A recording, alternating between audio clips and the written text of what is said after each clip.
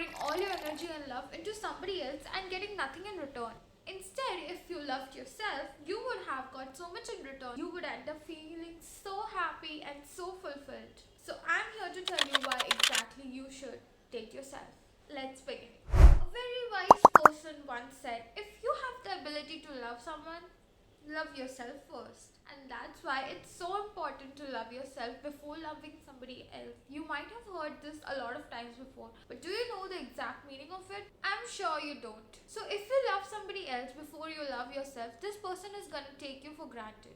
A lot of psychology is involved in this, but to define it in simple terms, if you don't do anything for yourself, the person can see right through it. If you don't think you deserve the special treatment, they are not gonna give you that. It's only when you take a step up and think, yes, you are worthy of so much, the other person is gonna see your worth and they will act according to it. So it's really important to love yourself first before loving somebody else.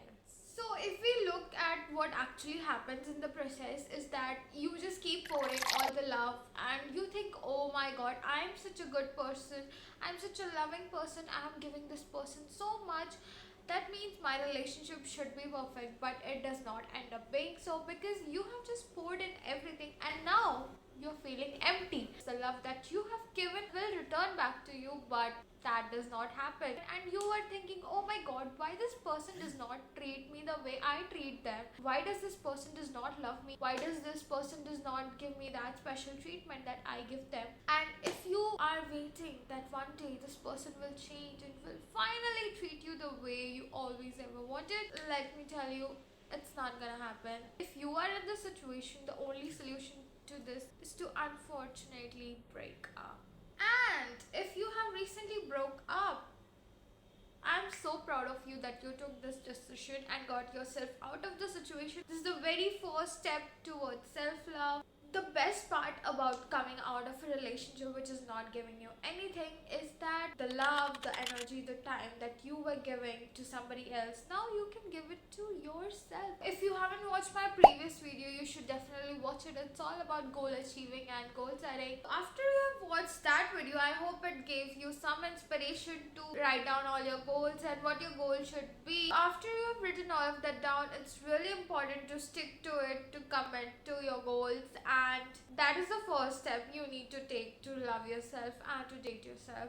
I would give you here an example. Suppose if you are in a relationship, you tell your partner that you're gonna meet him or her at a certain date, at a certain point of time. And when you do that, you make sure you reach there on time, you get well dressed and you show that love to your partner. Then why don't you do it for yourself? If you decide to wake up early in the morning, why don't you do it? If you have made a decision to wake up early in the morning, then please do it and make yourself feel more closer to yourself. When you do the things you told yourself you would do, that feeling is just chef's kiss. Second point would be spend more time with yourself. When you're getting bored, don't take your phone. That's not the right way you love yourself. Rather, spend time with your thoughts. When you are in a relationship, you make sure your partner is feeling good and is happy. Do it with yourself. Ask yourself, oh, are you doing well? Are you happy?